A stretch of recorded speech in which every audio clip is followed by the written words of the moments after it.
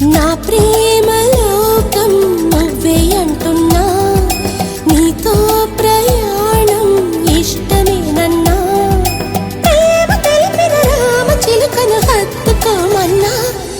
చెప్పాలనుంది చిన్న మాటైనా, ఆగనంది దాగనంది లోలోన, ఇన్నాళ్ళ నుండి ఉన్న మాటైనా, ఇప్పుడేగా చెప్పమంది ప్రేమైనా.